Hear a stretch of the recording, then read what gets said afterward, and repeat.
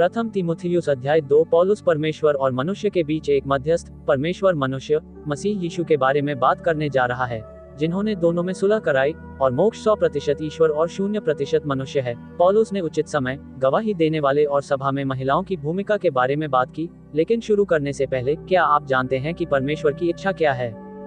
खैर, यह इसी अध्याय में है। कौन चाहेगा कि सभी मनुष्य बच जाएं? अतः परमेश्वर की इच्छा है कि सभी लोग बचाए जाएं और सत्य का ज्ञान प्राप्त करें। प्रथम तीमुथियुस 2:4 यदि तुम नहीं जानते कि पौलुस हमारा प्रेरित है, तो तुम सत्य की पहचान तक नहीं पहुंचे। यीशु मसीह हमारा उद्धार करता है, और उसने पौलुस को हमारा प्रेरित बनाया। शैतान नहीं चाहता कि विश्वासी इस रहस्य को समझें, लेकिन उम्मीद है कि हम इसे समझेंगे। अतः सत्य का ज्ञान ही रहस्य को समझना है।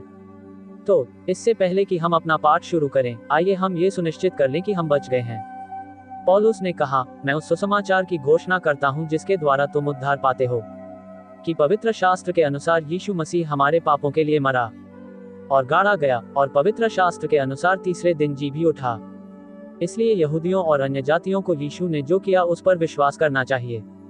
मसीह हमारे लिए रहस्यपूर्ण तरीके से मरा और जी उठा। इसके अलावा जब वह क्रूस पर मरा, तो वह हमारे पापों के लिए भी रहस्यपूर्ण तरीके से मरा और दफनाया गया तथा जी उठा। और यदि आप अभी भी निश्चित नहीं हैं कि आप बचाए गए हैं, तो रोमियो अध्याय 1 से 5 तक को बार बार पढ़ें जब तक कि आप निश्चित न हो जाएं कि आप बचाए गए हैं, क्योंकि यह बहुत महत्वपूर्ण है। चलो शुरू करें। इसलिए मैं सबसे पहले आग्रह करता हूं कि सभी मनुष्यों, राजाओं और सभी अधिकारियों के लिए ऐसे स्थान, प्रार्थना, निवेदन और धन्यवाद दिया जाए जिससे हम सभी भक्ति और ईमानदारी में एक शांत और शांतिपूर्ण जीवन जी सकें। इसलिए पौलुस प्रार्थना को प्राथमिकता देता है। प्रेरित पौलुस तीमुथियुस से आग्रह करता है कि जब कलीसिया एकत्र हो तो सबसे पहले सब मनुष्यों के लिए प्रार्थना करो। दूसरों के लिए प्रार्थना करें कि वे परमेश्वर का वचन पढ़ें ताकि यह उनके हृदयों में काम कर सके। प्रार्थना का अर्थ है परमेश्वर से आवश्यकताओं की पूर्ति और मध्यस्थता के लिए प्रार्थना करना। दूसरों के लिए प्रार्थना करना और धन्यवाद देना ईश्वर के प्रति कृतज्ञता है। विशेषकर अगुवों के लिए प्रार्थना करें ताकि हम शांतिपूर्वक रह सकें और पूरी ईमानदारी और ईश्वरीय भक्ति के साथ अपनी सेवकाई जारी रख सकें। ईश्वरीयता का अर्थ है विशुद्ध रूप से पौलीन होना। यह अच्छा है और परमेश्वर को स्वीकार्य है। कोई भी सरकार अराजकता से बेहतर है। पौलुस ने नीरो के लिए प्रार्थना की थी, इसलिए हम उन सभी के लिए प्रार्थना कर सकते हैं जो पद पर हैं, क्योंकि यह हमारे उद्धारकर्ता परमेश्वर को अच्छा और भाता है। अतः हमारा उद्धारकर्ता परमेश्वर ये दर्शाता है कि यीशु मसीह परमेश्वर है, और इसलिए यह मसीह के ईश्वरत्व का प्रमाण ग्रंथ है, जो यह चाहता है कि सब मनुष्यों का उद्धार हो और वे सत्य को भली भांति पहचान लें। तो ये यहाँ है, परमेश्वर की दोहरी इच्छा है कि सभी मनुष्य बचाए जाएं तथा रहस्य को समझें। अब मेरे मामले में इन दोनों के बीच काफी लंबा अंतराल था। मुझे इस रहस्य को समझने में 25 साल लग गए। अन्य लोग, उन्हें ये रहस्य समझने में 50 या 60 वर्ष लग गए, और कुछ लोग स्वर्ग के इस ओर के रहस्य को कभी नहीं समझ पाएंगे। पौलुस 5 क्योंकि मध्यस्थ तो एक ही है? नहीं, क्योंकि परमेश्वर एक ही है और परमेश्वर और मनुष्यों के बीच में भी एक ही बिचवई है, अर्थात मसीह यीशु जो मनुष्य है, जिसने अपने आप को छुड़ौती के दाम में दे दिया ताकि समय पर सबकी गवाही हो। अतः ईश्वर और मनुष्य के बीच केवल एक ही मध्यस्थ है, वह प्रभु यीशु मसीह है। अतः हम उसके द्वारा परमेश्वर के पास आते हैं, और उसने अपने आप को सबके लिए छुड़ौती में दे दिया। इस प्रकार उसने पाप का वह ऋण चुका दिया जिसे हम चुका नहीं सकते थे। और पौलुस ने उचित समय पर गवाही दी कि वह सिर्फ इस्राएल के लिए नहीं मरा, बल्कि अनुग्रह के इस प्रबंध में सभी के लिए मरा। इसलिए परमेश्वर लोगों को विश्वास करने का विकल्प देता है ताकि वह हमें मुफ्त में वह दे सके जो हम अपने दम पर कभी प्राप्त नहीं कर सकते। उसकी धार्मिकता और काम ने कहा, न तो हमारे बीच कोई ऐसा मध्यस्थ है जो हम दोनों पर हाथ रख सके। अय्यूब 9 के 33। तो आजकल मनुष्य मध्यस्थ के समान ही है, वह व्यक्ति जो दो शत्रुओं को मित्र बना देता है। क्रूस से अधिक महत्वपूर्ण कोई अन्य घटना नहीं है। प्रेरित पौलुस बताते हैं कि यीशु मसीह ने सभी पापों के लिए कीमत चुकाई ताकि परमेश्वर अपनी धार्मिकता को कायम रख सके, जबकि विश्वासियों को धर्मी घोषित करते हुए परमेश्वर के पुत्र ने स्वयं को कमजोरी में क्रूस पर चढ़ने दिया। उसने अपने शरीर में कीलें ठोंकने दी। शैतान ने सोचा कि वह परमेश्वर के पुत्र को उतनी ही आसानी से हरा सकेगा जितनी आसानी से उसने हराया था। एडम पौलुस एक नियत समय के गवाह हैं। पौलुस के बचाए जाने के बाद परमेश्वर ने स्वर्ग में रहने के लिए एक और समूह को बचाना शुरू कर दिया। अब समय आ गया था कि पौलुस गवाही दे कि मसीह ने क्रूस के द्वारा सबके लिए क्या किया। ठीक है, तो आइए इन चीजों पर थोड़ा गौर करें। इसलिए इस्राएल की भूमिका तब तक स्थगित कर दी गई है जब तक कि अन्य जातियों की पूर्णता नहीं आ जाती, जो कि आप जानते हैं, मेघारोहण के बाद परमेश्वर अन्य जातियों को बचाने के लिए अपने याजकों के माध्यम से नहीं जा रहा है। अभी अनुग्रह के वितरण के दौरान अन्यजाति और यहूदी सीधे यीशु मसीह की क्रूस पर मृत्यु, उसके दफन और उसके पुनरुत्थान पर विश्वास कर सकते हैं ताकि आज परमेश्वर के साथ शांति हो। अन्यजाति बचाए गए हैं इसराइल के पुरोहितों के माध्यम से जाने या अब्राहमिक वाचा के अनुसार इसराइल को आशीर्वाद देने के अलावा केवल यीशु मसीह पर सीधे विश्वास करना ही इसका एकमात्र उपाय है। प्रथम तीमुथियुस 2:5 क्योंकि परमेश्वर एक ही है और परमेश्वर और मनुष्यों के बीच में भी एक ही बिछवई है, अर्थात मसीह यीशु जो मनुष्य है। प्रथम तीमुथियुस 2:15। अतः रहस्य यह है कि परमेश्वर अनुग्रह के प्रबंध के दौरान मसीह के शरीर को स्वर्गीय स्थानों में रहने के लिए बना रहा है। इस प्रकार अनुग्रह का वितरण इसमें समाहित हो जाता है। और यह एक रहस्य था कि परमेश्वर अपने इसराइल की भविष्यवाणी कार्यक्रम को रहस्य डालकर स्थगित कर देगा। अतः अब अनुग्रह के इस प्रबंध के दौरान लोग मसीह की मृत्यु, दफनाए जाने और पुनरुत्थान पर सीधे विश्वास करने और उसकी आत्मा को प्राप्त करने के द्वारा बचाए जाते हैं। अतः हमारा अनुग्रह का प्रबंध क्रूस के बाद, उसके पुनरुत्थान के बाद, पवित्र आत्मा के आगमन के बाद, प्रेरितों के काम 7 में स्तिफनुस को पत्थरवाह किए जाने के बाद आरंभ हुआ। जब इस्राएल राष्ट्र ने ईश्वरता की पवित्र आत्मा अनुग्रह का हमारा प्रबंध तब आरंभ हुआ जब मसीह प्रेरितों के काम 9 में दमिश्क के मार्ग पर तरसुस के शाऊल, जिसे पौलुस के नाम से भी जाना जाता है, के सामने प्रकट हुए। और ये तब समाप्त होगा जब यीशु मसीह का एक और प्रकटन होगा जो हमें स्वर्गारोहित करेगा और मसीह के न्याय आसन पर ले जाएगा। अतः अनुग्रह के प्रबंध के दौरान परमेश्वर लोगों को स्वर्ग में रहने के लिए मसीह की देह में बचा रहा है। और यह एक रहस्य था। यहूदी और गैर यहूदी अब एक ही स्तर पर हैं और उन्हें राजदूत कहा जाता है। अतः उत्पत्ति से प्रेरितों के 9 अध्याय भविष्यवाणी है। अपने सांसारिक लोगों इस्राएल और राज्य के सुसमाचार का प्रचार किया जाता है। फिर प्रेरितों के काम के बाकी भाग में एक संक्रमण पुस्तक है। और फिर रोमियो से फिलेमोन तक पौलुस के माध्यम से यीशु मसीह से हमें निर्देश मिलते हैं। और यही रहस्य है जब मसीह का सुसमाचार प्रचार किया जाता है। और इसलिए हम उस व्यवस्था के अधीन नहीं हैं जो पृथ्वी के लिए है। हम अनुग्रह के अधीन हैं और फिर हमारे स्वर्गारोहण के बाद हम मसीह के दूसरे आगमन में क्लेश का सामना करेंगे ताकि उसका पहला सहस्राब्दी शासन स्थापित हो सके। और इस्राएल अन्य जातियों के ऊपर याजकों का राज्य होगा। और किताबें इब्रानियों से प्रकाशित वाक्य तक की पुस्तक पत्रस के समूह के अधिकाधिक लोगों को क्लेश से निकलकर राज्य में प्रवेश करने में सहायता करेगी। और उन लोगों के लिए और भी भविष्यवाणियां हैं जो पृथ्वी पर रहेंगे और राज्य के सुसमाचार का प्रचार किया जाएगा। अतः नबूकदनेस्सर की मूर्ति को खंडित कर दिया गया है। बेबीलोनिया सोने का सिर था, फिर चांदी की छाती मीडिया फारस थी, कांस्य सिकंदर महान के अधीन ग्रीस था, उसके बाद रोमन था। तो अभी भविष्यवाणी में व्यवधान है और परमेश्वर शारीरिक रूप से नहीं बल्कि आध्यात्मिक रूप से काम कर रहे हैं। और फिर हमारे स्वर्गारोहण के बाद वह पैरों और टांगों के साथ काम फिर से शुरू करेगा। अतः उत्तर का राजा और दक्षिण का राजा होगा। और फिर मसीह अपने दूसरे आगमन पर सभी गैरयहूदी शक्तियों को नष्ट करने वाला पत्थर होगा। और फिर 1000 साल के शासन के बाद अन्य जातियों के साथ एक और झड़प होगी। फिर सभी खोए हुए लोगों का महान श्वेत सिंहासन का न्याय होगा। और तब परमेश्वर एक नए स्वर्ग और नई पृथ्वी को एक साथ लाएगा। तो आइए हम मसीह के सुसमाचार पर थोड़ा नजर डालें। पौलुस ने यही प्रचार किया, जिसने अपने आप को चुनौती के लिए दे दिया ताकि सबकी गवाही उचित समय पर हो।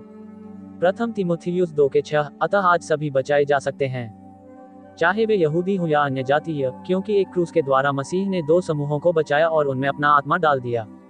राज्य का सुसमाचार अलग है, ये पृथ्वी पर रहने वालों के लिए है। जैसे कि मनुष्य का पुत्र वह इसलिए नहीं आया कि उसकी सेवा टहल की जाए, परंतु इसलिए आया कि आप सेवा टहल करे और बहुतों की छुड़ौती के लिए अपने प्राण दे। मत्ती 20:28। इस प्रकार इसराइल में बहुत से लोग इसराइल के अनुयायी हैं, इसलिए यूहन्ना कैल्विन ने सोचा कि वह इसराइल के अनेक लोगों में से एक था, इसलिए उन्होंने जो कुछ कहा उसमें अधिकांश त्रुटि थी। जब यीशु पृथ्वी पर थे तो उन्होंने कौन सा सुसमाचार प्रचार किया? यीशु ने राज्य का सुसमाचार प्रचार किया, उसने सभी को पूरी तरह से ठीक कर दिया। अब उसके बाद यूहन्ना को जेल में डाल दिया गया। यीशु परमेश्वर के राज्य का सुसमाचार प्रचार करते हुए गलील में आए और कहा, समय पूरा हुआ है। ये दानियेल की समय सीमा थी और परमेश्वर का राज्य निकट है। पश्चाताप करो और सुसमाचार पर विश्वास करो। मार्क 1:14 और 15। तो 69 सप्ताह पूरे हो गए थे और यीशु सारे गलील में फिरता हुआ उनकी सभाओं में उपदेश करता और राज्य का सुसमाचार प्रचार करता और लोगों की हर प्रकार की बीमारी और दुर्बलता को दूर करता रहा। मत्ती 4:23। और यीशु सब नगरों और गांवों में घूमता रहा और उनकी सभाओं में उपदेश करता, राज्य का सुसमाचार प्रचार करता और लोगों की हर प्रकार की बीमारी और दुर्बलता को दूर करता रहा। मत्ती 9:35। और हमारे स्वर्गारोहण के बाद राज्य का सुसमाचार फिर से प्रचारित किया जाएगा और राज्य का ये सुसमाचार सारे जगत में प्रचार किया जाएगा कि सब जातियों पर गवाही हो, और तब क्लेश का अंत आ जाएगा जब मसीह वापस आएगा। मत्ती 24:14। और हम वीडियो के अंत में इस पर गौर करेंगे। पद 7, जिसके लिए मुझे प्रचारक और प्रेरित नियुक्त किया गया है। मैं मसीह में सत्य बोलता हूँ, मैं विश्वास और सच्चाई में अन्य जातियों का शिक्षक नहीं हूँ। बाद में, ठीक है, अतः पवित्र आत्मा ने पौलुस को लगातार उसकी विशिष्ट सेवकाई का बचाव करने के लिए कहा, क्योंकि बहुत से लोग उस पर विश्वास नहीं करते थे। इसलिए मैं चाहता हूं कि मनुष्य हर जगह बिना क्रोध और संदेह के पवित्र हाथ उठाकर प्रार्थना करें। पौलुस चाहता है कि लोग सत्य के प्रति किसी भी संदेह या शत्रुता के बिना हर जगह प्रार्थना करें। पवित्र हाथ शुद्ध पौलीन विश्वास को दर्शाते हैं, जो कि विशुद्ध रूप से पौलीन है तथा इसराइल को दी गई व्यवस्था से निष्कलंक है, जो हम पर लागू नहीं होती। आयत 9। इसी प्रकार स्त्रियां भी लज्जा के साथ शालीन वस्त्रों से अपने आप को सजाती हैं। ये नम्रता और संयम है, अर्थात पूरी गंभीरता, न कि बाल गूंथने या सोने या मोतियों या बहुमूल्य आभूषणों से, परंतु उन स्त्रियों को शोभा देता है जो भले कामों से भक्ति ग्रहण करती हैं। इसी प्रकार महिलाओं को शालीनता से कपड़े पहनने चाहिए। ऐसा आचरण करना चाहिए जिससे ध्यान उनकी ओर आकर्षित न हो तथा उन्हें स्पष्ट सोच रखनी चाहिए। सांसारिक अतिरेक के साथ नहीं, बल्कि ऐसे व्यवहार के साथ जो महिलाओं को आकर्षक लगे। अच्छे कार्यों के द्वारा ईश्वरीयता का अंगीकार करना, दूसरों की शारीरिक और आध्यात्मिक जरूरतों का ध्यान रखना। अतः ईश्वरीयता का अर्थ है विशुद्ध रूप से पौलुस जैसा होना। अच्छे काम रहस्य में सुसमाचार को साझा करना है। इसलिए जब वे संतों के पैर धो रहे होते हैं तो वे सुसमाचार या रहस्य के बारे में बात कर रहे होते हैं। हम सभी को समुदाय में मसीह के राजदूत बनना है। हम कसाई, नानबाई, मोमबत्ती बनाने वाले से कह सकते हैं कि परमेश्वर अब विश्वासियों को स्वर्ग में बचा रहा है। लोग सुनना या न सुनना चुन सकते हैं। आइए श्लोक 11 से आगे बढ़ें। स्त्री को पूरी अधीनता के साथ चुपचाप सीखने दो। महिला को चर्च में चुपचाप सीखने दीजिए तथा विनम्रता पूर्वक ये स्वीकार करने दीजिए कि वहां पुरुष ही नेता हैं। 12 परंतु मैं यह आज्ञा नहीं देता कि स्त्री उपदेश करे और न पुरुष पर अधिकार चलाए, परंतु चुपचाप रहे। प्रेरित पौलुस ने स्पष्ट कहा है कि महिलाओं को पादरी बनने या चर्च में पुरुषों को शिक्षा देने की अनुमति नहीं है। हड़पना का अर्थ है बलपूर्वक नेतृत्व लेना, सिंहासन छीन लेना। महिलाओं को चुपचाप सीखना चाहिए। जब पादरी उपदेश दे रहा हो तो किसी को भी, विशेषकर महिलाओं को, ध्यान आकर्षित करने के लिए उसे बाधित नहीं करना चाहिए। लेकिन यदि उन्हें ऐसा करने के लिए आमंत्रित किया जाए तो वे ईमानदारी से प्रश्न पूछ सकती हैं। 13 क्योंकि आदम पहले बनाया गया, उसके बाद हव्वा बनाई गई, और आदम बहकावे में न आया, पर स्त्री बहकावे में आकर अपराधिनी हुई। इस प्रकार वह परमेश्वर द्वारा निर्धारित सीमा से आगे निकल गई। पौलुस का कहना है कि शैतान को उस स्त्री को धोखा देना आसान लगा जिसने आदम से यह जानकारी प्राप्त की थी। जब हव्वा ने निषिद्ध फल खाया तो आदम उसके ठीक बगल में खड़ा था, लेकिन उसने उसे रोकने की कोशिश नहीं की, और हम इसे धर्मग्रंथों के माध्यम से दिखाने जा रहे हैं। आदम ने निश्चय कर लिया था कि चाहे इसके लिए उसे कोई भी कीमत चुकानी पड़े, वह परमेश्वर, शासक और न्यायाधीश बनेगा। हव्वा को धोखा दिया गया था, लेकिन आदम ने देखा कि खाने से पहले हव्वा परमेश्वर के प्रकाश से नग्न थी। इसलिए हम उस पर गौर करने जा रहे हैं। फिर भी यदि वे ऐसा करें तो वह संतानोत्पत्ति में सुरक्षित रहेगी। यही पति पत्नी है कि वे संयम के साथ विश्वास, दान और पवित्रता में बने रहें। तो यह महिलाएं भी हो सकती हैं। फिर भी यदि वह कलीसिया और विवाह में अपनी अधीनस्थ भूमिका स्वीकार करती है तो वह धोखे से बच जाएगी। यदि पति और पत्नी स्पष्ट मन से परमेश्वर के प्रति समर्पित होकर पौलिन विश्वास और दानशीलता में बने रहें।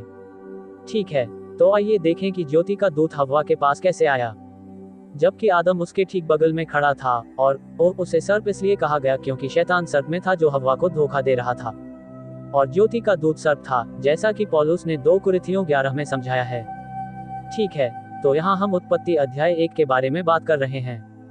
और परमेश्वर ने कहा, हम मनुष्य को अपने स्वरूप के अनुसार अपनी समानता में बनाएं। उन्हें करने दो, तो वह उन्हें हमारी समानता, ईश्वरत्व के अनुसार बनाने जा रहा है, और उन्हें प्रभुत्व देगा। और फिर कुछ और शब्द हैं, और फिर पृथ्वी के ऊपर पृथ्वी। इसलिए परमेश्वर ने मनुष्य को अपने स्वरूप के अनुसार उत्पन्न किया। अपने ही स्वरूप के अनुसार परमेश्वर ने उसको उत्पन्न किया। नर और नारी करके उसने मनुष्यों की सृष्टि की। इसलिए उसने आदम और हव्वा दोनों को अपने स्वरूप में बनाया, और परमेश्वर ने उन्हें आशीर्वाद दिया। और परमेश्वर ने उनसे कहा, फूलो फलो और पृथ्वी में भर जाओ और उसको अपने वश में कर लो और प्रभुता करो। उत्पत्ति 1:26 के 28। इसलिए आदम और हव्वा को राजा और रानी के रूप में, सम्राटों के रूप में पृथ्वी पर शासन करना था, और उन्हें इसे अपने अधीन करना था। लेकिन उन्हें परमेश्वर के अधीन रहना था, उनके निर्माता और यहोवा परमेश्वर ने मनुष्य को भूमि की मिट्टी से बनाया। और उसके नथनों में जीवन का श्वास फूंक दिया और मनुष्य जीवित प्राणी बन गया। उत्पत्ति 2:7 इसलिए परमेश्वर बताता है कि कैसे उसने आदम को भूमि की मिट्टी से बनाया और उसके नथनों में जीवन का श्वास फूंका। आत्मा और मनुष्य एक जीवित आत्मा बन गए, अतः यहाँ त्रिएक आत्मा, प्राण और शरीर हैं। और यहोवा ने मनुष्य को आज्ञा दी कि तू वाटिका के सब वृक्षों का फल बिना खटके खा सकता है, पर भले या बुरे के ज्ञान का जो वृक्ष है उसका फल तू कभी ना खाना, क्योंकि जिस दिन तू उसका फल खाएगा उसी दिन अवश्य मर जाएगा। अतः परमेश्वर ने स्पष्ट कहा है कि यदि उन्हें उस एक वृक्ष का फल नहीं खाना है तो वे अन्य सभी वृक्षों का फल स्वतंत्रता पूर्वक खा सकते हैं, क्योंकि जिस दिन वे ऐसा करेंगे उसी दिन वे अवश्य मर जाएंगे। उत्पत्ति 2:16 के 17 और प्रभु परमेश्वर ने उस पसली को जो मनुष्य में से निकाली थी स्त्री बना दिया और उसे मनुष्य के पास ले आया। उत्पत्ति 2 के 22 तो भजन 104:2 में कहा गया है, कौन अपने आप को ढकता है? ये वही प्रभु परमेश्वर है जो प्रकाश लिए हुए वस्त्र के समान है और जो आकाश को पर्दे के समान फैलाए हुए है। अतः परमेश्वर स्वयं को प्रकाश के वस्त्र के समान ढक लेता है और इसलिए हम मानते हैं कि आदम और हव्वा के पास वह प्रकाश था और जैसे ही हव्वा ने भोजन किया वह बुझ गया और आदम ने उसे देखा और फिर भी खाया। तो चलिए उत्पत्ति 3:1 में आगे बढ़ते हैं, क्योंकि मैं चाहता हूं कि आप देखें कि आदम हव्वा के ठीक बगल में खड़ा था। अब सांप मैदान के किसी भी जानवर की तुलना में अधिक चालाक था जिसे परमेश्वर ने बनाया था। फिर उसने स्त्री से कहा, हाँ, परमेश्वर ने कहा है कि तुम इस वाटिका के किसी वृक्ष का फल न खाना। तो तुम्हें पता है कि वे दोनों वहां थे, ये का बहुवचन युग है। और स्त्री ने सर्प से कहा, इस वाटिका के वृक्षों के फल हम खा सकते हैं। और वह स्वतंत्र होकर चली गई, क्योंकि परमेश्वर ने स्वतंत्र होकर कहा था। परंतु जो वृक्ष वाटिका के बीच में है उसके फल के विषय में परमेश्वर ने कहा है कि तुम उसको न खाना और न उसको छूना। तब उसने कहा, छू लो, नहीं तो मर जाओगे। तब सर्प ने स्त्री से कहा, तुम निश्चय न मरोगे। अतः सांप ने झूठ बोला, क्योंकि परमेश्वर ने कहा था कि वे अवश्य मरेंगे। क्योंकि परमेश्वर आप जानता है कि जिस दिन तुम आदम और हव्वा को जानते हो उसी दिन उसमें से खाओगे, तब तुम्हारी आंखें खुल जाएंगी और तुम आदम और हव्वा परमेश्वर के तुल्य हो जाओगे और भले बुरे का ज्ञान प्राप्त कर सकोगे। तो वे पतित स्वर्गदूतों के समान होंगे। अच्छाई और बुराई को जानना, ये जानना आप जानते हैं अपने लिए क्या अच्छा है और क्या बुरा है इसका निर्णय करना, क्योंकि वे पहले से ही जानते थे कि उन्हें उस वृक्ष का फल खाने की अनुमति नहीं है और ऐसा करना बुरा है, लेकिन वे अपना अच्छाई और बुराई स्वयं बना सकते थे। और ओह, परमेश्वर के तरीके से काम ना करें, लेकिन उनका अपना तरीका। जब स्त्री ने देखा कि उस वृक्ष का फल खाने में अच्छा और देखने में मनभाव और बुद्धि देने वाला भी है, तब उसने उसमें से तोड़कर खाया और अपने पति को भी दिया और उसने खाया भी। उत्पत्ति 3:1 से 6 तक। तो पति उसके साथ उसके ठीक बगल में था और फिर उसने भी कुछ खा लिया तो उसने खाया और फिर उसने खाया। और इसलिए वे दोनों यहाँ ये गलती कर रहे हैं कि पहला यूहन्ना 2 के 16, क्योंकि जो कुछ संसार में है अर्थात शरीर की अभिलाषा और आंखों की अभिलाषा और जीविका का घमंड, वह पिता की ओर से नहीं परंतु संसार की ओर से है। इसलिए वह उस फल के पीछे लालायित हो गई। उसे यह अच्छा लगा और फिर वह देवताओं की तरह बनना चाहती थी और यही जीवन का गौरव था। आइए देखें इसके क्या परिणाम हुए। लेकिन मैं ये कहना भूल गया कि सही ढंग से विभाजन करना इसराइल और मसीह के शरीर के बीच अंतर को समझना है। ठीक है, तो चलो अब उत्पत्ति 3 के 15 पर चलते हैं। और मैं तुम्हारे और स्त्री के बीच में शत्रुता उत्पन्न करूंगा। परमेश्वर सर्प से बातें कर रहा है और वह तेरे वंश और उसके वंश के बीच में तेरा सिर कुचल देगा और तू उसकी एड़ी को डसेगा। अतः यीशु मसीह ने कलवरी पर क्रूस पर सर्प का सिर कुचल दिया और शैतान ने उसे क्रूस पर चढ़ाकर उसकी एड़ी को डसा। परंतु प्रभु द्वारा उसके सिर पर प्रहार करना घातक था, जबकि एड़ी पर प्रहार करना घातक नहीं था। स्त्री को उसने कहा, मैं तेरे दुख और तेरे गर्भधारण को बहुत बड़ा दूंगा। इसलिए मुझे निश्चित रूप से नहीं पता कि गर्भधारण को गुनाह करना क्या है, लेकिन इसका अर्थ ये हो सकता है कि आपके बच्चे अच्छे और बुरे दोनों प्रकार के होंगे, जो ईश्वर पर विश्वास करेंगे और जो नहीं करेंगे। इसलिए वे एक पाप से अभिशप्त संसार में जन्म लेंगे और वे दुख में पापी के रूप में जन्म लेंगे। तू संतान उत्पन्न करेगी और तेरी लालसा तेरे पति की ओर होगी और वह तुझ पर प्रभुता करेगा। तो वह अपने पति पर शासन करना चाहेगी, लेकिन वह करेगा, उसे उस पर शासन करना होगा और उसे अपनी अधीनस्थ भूमिका स्वीकार करनी होगी। फिर उसने आदम से कहा, इसलिए कि तूने अपनी पत्नी की बात मानी है, इसलिए तूने अपनी पत्नी की बात मानकर उस वृक्ष का फल खाया जिसके विषय में मैंने तुझे आज्ञा दी थी कि तू उसको न खाना। तेरे कारण भूमि शापित है, तू उसे दुख के साथ खाएगा, जीवन भर उसे खाता रहेगा।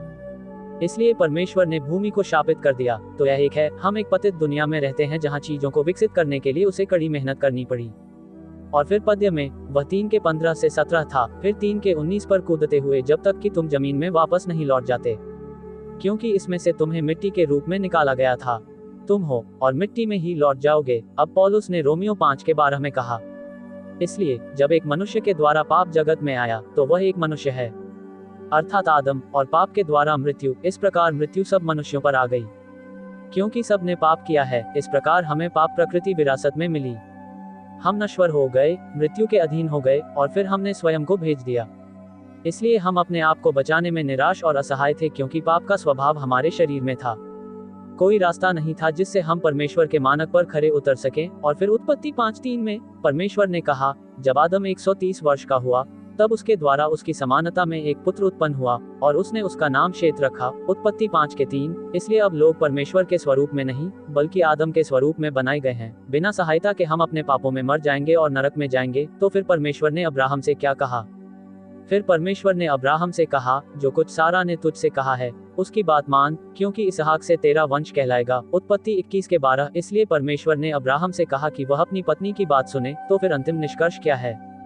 जब कोई हमें परमेश्वर के कहे के विपरीत कुछ कहता है तो हमें उसकी बात नहीं सुननी चाहिए, ठीक है? इसलिए उसे फल नहीं लेना चाहिए था, क्योंकि यह परमेश्वर की कही बात के विपरीत था। तो हम किसी ऐसे व्यक्ति की बात सुन सकते हैं जो वही कह रहा है जो परमेश्वर ने कहा। हम धार्मिकता अर्जित नहीं कर सकते, यह एक उपहार है। तो हम विश्वास के द्वारा धार्मिकता के बारे में सीखने जा रहे हैं। जब हम विश्वास करते हैं कि मसीह हमारे पापों के लिए मरा, दफनाया गया और फिर से जी उठा, तो हमारे पाप मसीह पर डाल दिए जाते हैं और हम उसका जीवन, उसकी आत्मा, उसकी धार्मिकता को अपने भीतर प्राप्त करते हैं। और इसे आरोपित धार्मिकता कहा जाता है। इसलिए पौलुस ने लिखा, और इसलिए उसका विश्वास उसके लिए धार्मिकता गिना गया। अब ये बात केवल उसके लिए नहीं लिखी गई, वरन ये कि वह इब्राहिम है कि यह बात उसके लिए गिनी गई, परंतु हमारे लिए भी, जिन पर यह गिना जाएगा, यदि हम उस पर विश्वास करते हैं जिसने हमारे प्रभु यीशु को मरे हुओं में से जिलाया। वह हमारे अपराधों के लिए पकड़वाया गया और हमारे धर्मी ठहरने के लिए जिलाया भी गया। अतः यदि हम विश्वास करते हैं कि परमेश्वर ने यीशु को मरे हुओं में से जिलाया, क्योंकि वह हमारे अपराधों, हमारे पापों के लिए छुड़ाया गया और फिर से जी उठा ताकि हम धर्मी ठहर सकें, ताकि हम उसकी धार्मिकता प्राप्त कर सकें। फिर पौलुस आगे कहता है, इसलिए विश्वास से धर्मी ठहरना। तो यह विश्वास से धर्मी ठहरना है, हम अपने प्रभु यीशु मसीह के द्वारा परमेश्वर के साथ मेल रखते हैं और उसके द्वारा विश्वास के कारण उस अनुग्रह तक जिसमें हम बने हैं हमारी पहुंच भी हुई, और परमेश्वर की महिमा की आशा पर घमंड करें। अतः हमारे पास परमेश्वर के साथ शांति है पुत्र की धार्मिकता प्राप्त करने के बाद, और विश्वास के द्वारा परमेश्वर तक हमारी पहुंच है। हम उससे प्रार्थना कर सकते हैं और हम मसीह में सिद्ध बने रहते हैं, और हम अपनी महिमा की तलाश में हैं। रोमियो 4 के 22 से 25 में हम आत्मिक रूप से मरे हुए थे, परंतु जब हमने विश्वास किया और उसकी आत्मा को प्राप्त किया तो हम आत्मिक रूप से जीवित हो गए। तो यही हुआ, हम आध्यात्मिक रूप से मृत पैदा हुए थे, लेकिन जब हमने विश्वास किया तो हम आध्यात्मिक रूप से जीवित हो गए। अब हव्वा मेरे तरीके से काम करना चाहती थी, लेकिन हमें परमेश्वर के तरीके से काम करना चाहिए।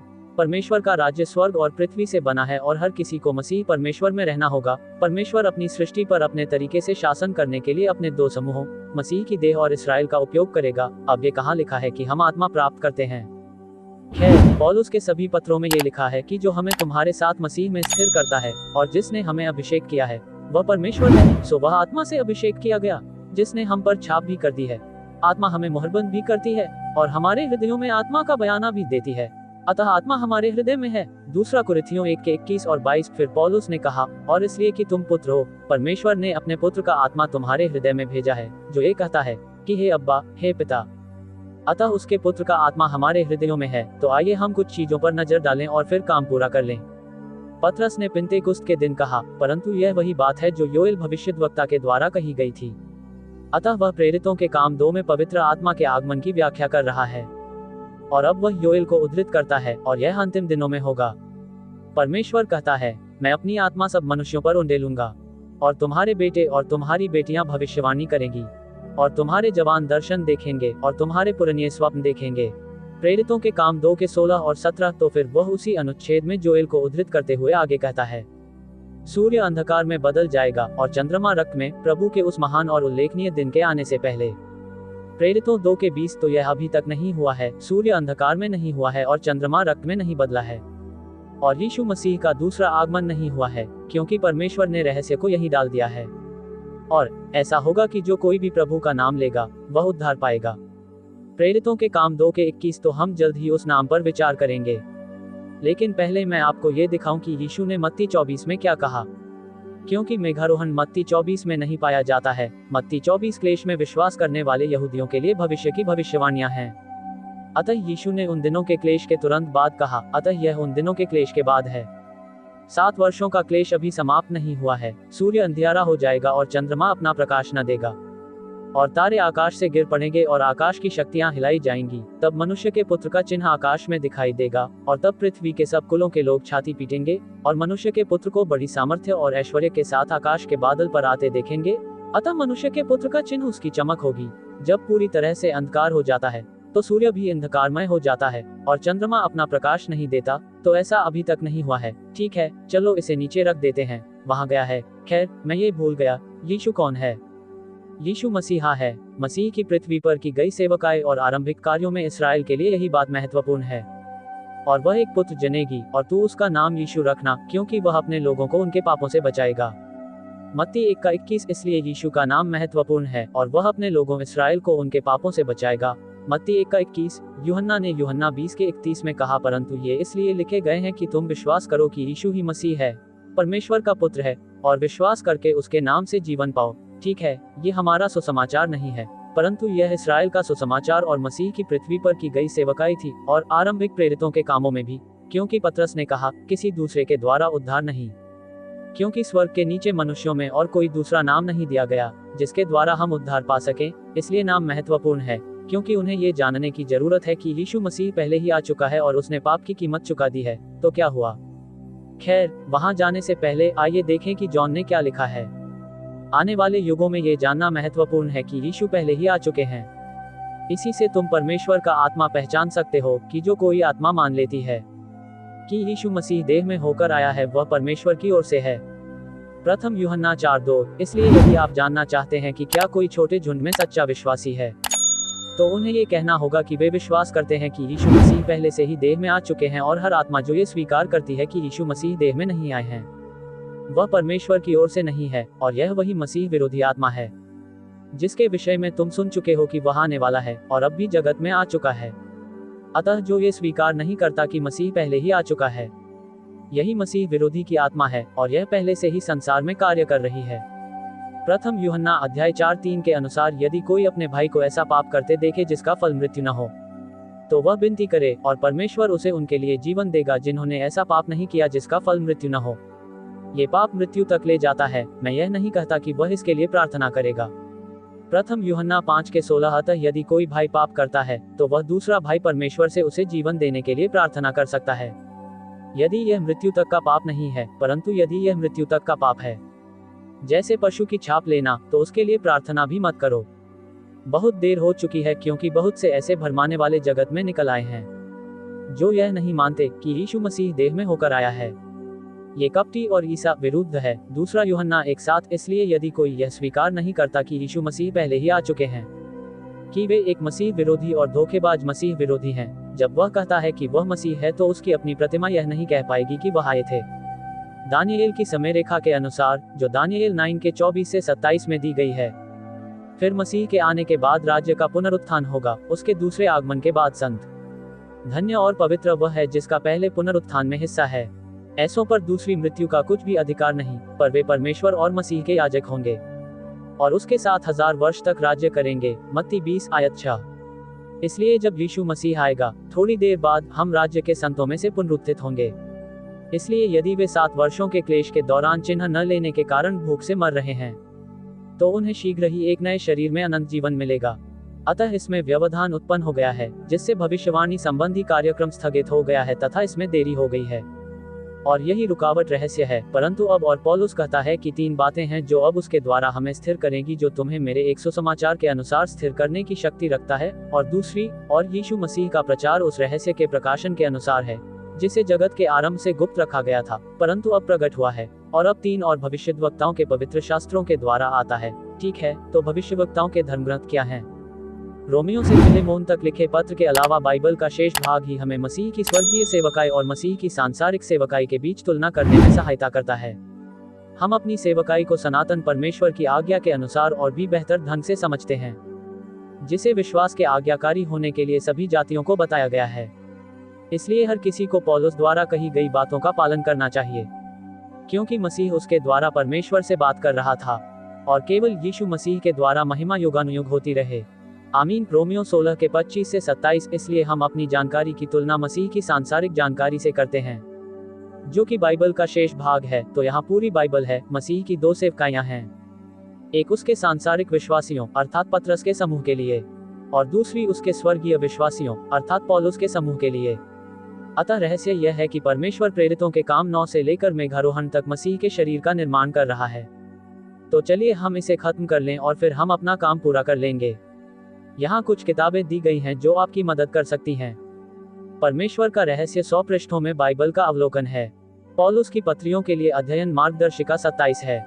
मेरा मतलब है कि पौल के पत्रों के 13 स्नैपशॉट, पौलुस के देहाती पत्र, पहले और दूसरे तीमुथियुस, तीतुस और फिलेमोन की टिप्पणी है। फिर हमारे पास पहले और दूसरे तीमुथियुस और तीतुस अध्ययन मार्गदर्शिका को सही ढंग से विभाजित करने का तरीका है। मैं तीमुथियुस पर इन पाठों के लिए इन पुस्तकों का उपयोग कर रहा हूँ।